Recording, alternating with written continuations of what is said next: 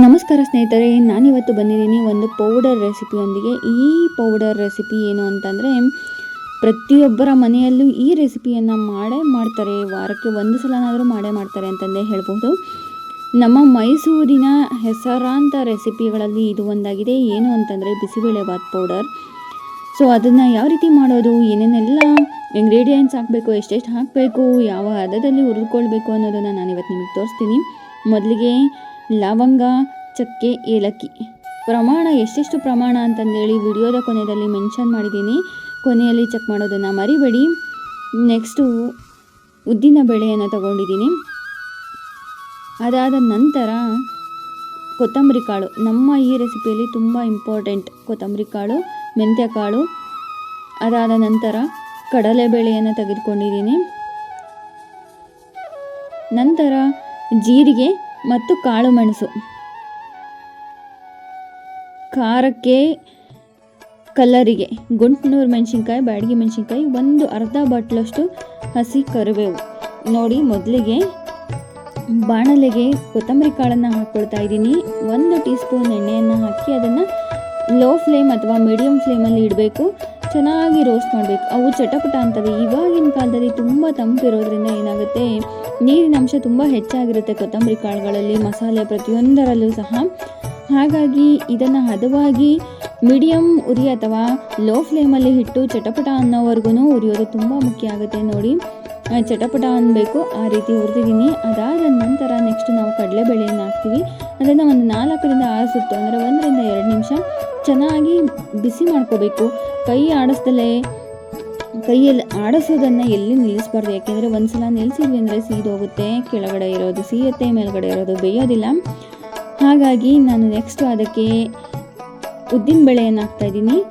ಕಡಲೆಬೇಳೆ ಸ್ವಲ್ಪ ಬಿಸಿಯಾಗಿದೆ, ಸ್ವಲ್ಪ ಊದ್ಕೊಂಡಿರೋದು ಸ್ವಲ್ಪ ಕಡಿಮೆ ಆಗಿದೆ ಅಂತ ಅಂದಾಗ ನಾನು ಉದ್ದಿನ ಬೇಳೆಯನ್ನು ಹಾಕಿ ಅದಕ್ಕೆ 1 ಟೀ ಸ್ಪೂನ್ ಎಣ್ಣೆಯನ್ನು ಹಾಕಿ ಡ್ರೈ ರೋಸ್ಟ್ ಮಾಡ್ತಾಯಿದ್ದೀನಿ.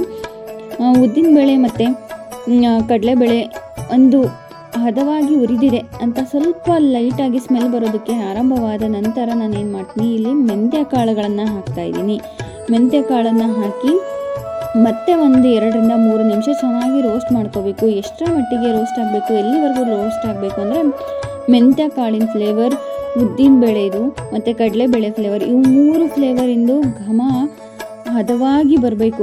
ಅಲ್ಲಿವರೆಗೂ ಹುರ್ಕೊಳ್ಬೇಕು. ಕೈ ಬಿಡದೇ ಇರೋ ರೀತಿ ತಿರುಗ್ತಾನೇ ಇರಬೇಕು. ಕೈ ಬಿಟ್ಟರೆ ಸೀದೋಗ್ಬಿಡುತ್ತೆ, ಕಲರ್ ಚೇಂಜ್ ಆಗುತ್ತೆ. ಸೀದೋಯ್ತು ಅಂದರೆ ಟೇಸ್ಟ್ ಚೇಂಜ್ ಆಗೋಗುತ್ತೆ. ಹಾಗಾಗಿ ಕೈ ಬಿಡದೇ ಇರೋ ರೀತಿ ತಿರುಗ್ತಾನೇ ಇರಬೇಕು.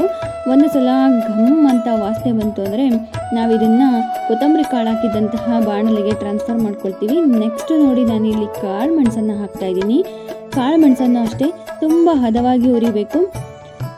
ಅದೆಷ್ಟು ಮಟ್ಟಿಗೆ ಉರಿಬೇಕು ಅಂತಂದರೆ, ಅದು ಕಾಳು ಮೆಣಸು ಏನಾಗುತ್ತೆ, ಸ್ವಲ್ಪ ಉರಿತಾ ಸ್ವಲ್ಪ ಟುಮುಟುಮು ಅನ್ನೋಗಾಗುತ್ತೆ, ಚಟಪಟ ಅಂತ ಸೌಂಡ್ ಬರುತ್ತೆ. ಸ್ವಲ್ಪ ಲೈಟಾಗಿ ಸೌಂಡ್ ಬರಬೇಕು. ಅಷ್ಟು ಮಟ್ಟಿಗೆ ಹುರಿದುಕೊಂಡಾದ ನಂತರ ನಾವು ಜೀರಿಗೆಯನ್ನು ಹಾಕ್ತೀವಿ. ಯಾಕೆ ಅಂತ ಅಂದರೆ ಕಾಳು ಮೆಣಸು ದಪ್ಪ ಇರುತ್ತೆ, ಬೇಗ ಹುರಿಯೋದಿಲ್ಲ, ಹುರಿಯೋದಕ್ಕೆ ಸಮಯ ಬೇಕಾಗುತ್ತೆ. ಆದರೆ ಜೀರಿಗೆ ಬೇಗ ಹುರಿದೋಗುತ್ತೆ ಜೀರಿಗೆ.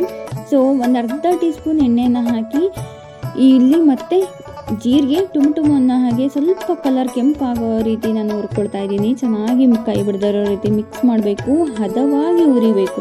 ಹದವಾಗಿ ಹುರಿಯೋದು ಪ್ರತಿಯೊಂದು ರೆಸಿಪಿಗೆ ತುಂಬ ಮುಖ್ಯ. ಹದವಾಗಿ ಹುರಿದಾದ ನಂತರ ನಾವು ಅದನ್ನು ಟ್ರಾನ್ಸ್ಫರ್ ಮಾಡ್ತೀವಿ ಕೊತ್ತಂಬರಿ ಕಾಳಿದ್ದಂತಹ ಬಾಣಲೆಗೆ. ನೆಕ್ಸ್ಟ್ ನಾವು ಹಾಕೋದು ಏಲಕ್ಕಿಯನ್ನು 1 2ರಿಂದ 4 ರೌಂಡ್ ರೋಸ್ಟ್ ಆದ ನಂತರ ನಾವು ಇಟ್ಕೊಂಡಿದ್ದಂತಹ ಚಕ್ಕೆ, ಈ ಲವಂಗವನ್ನು ಹಾಕ್ತಾಯಿದ್ದೀವಿ.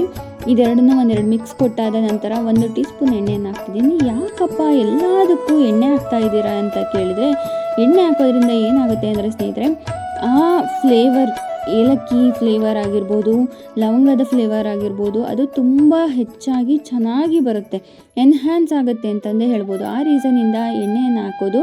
ಚೆನ್ನಾಗಿ ರೋಸ್ಟ್ ಮಾಡೋದ್ರಿಂದ ಅದು ತುಂಬ ಕ್ರಂಚಿಯಾಗಿ ಕ್ರಿಸ್ಪಿಯಾಗಿ ಬರುತ್ತೆ.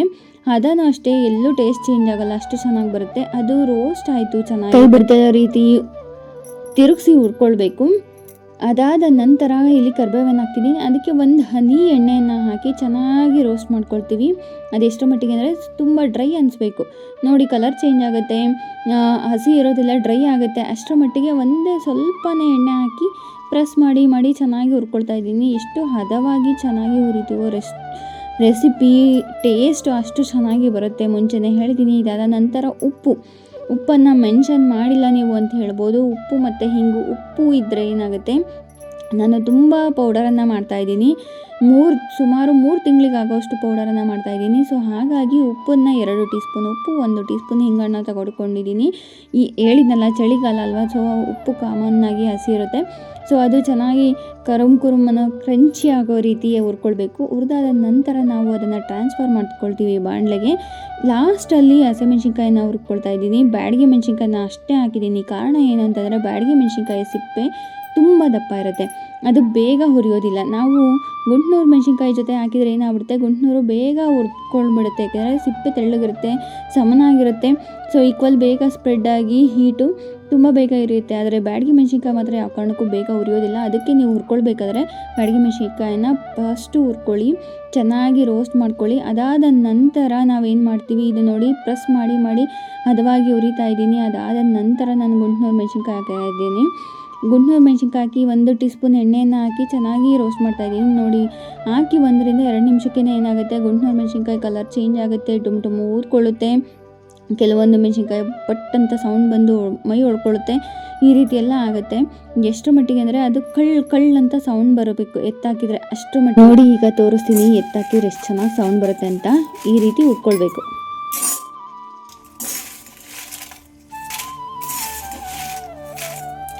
ಹುರಿದುಕೊಂಡಾದ ನಂತರ ಇದನ್ನು ಬಾಣಲೆಗೆ ಟ್ರಾನ್ಸ್ಫರ್ ಮಾಡ್ತೀವಿ.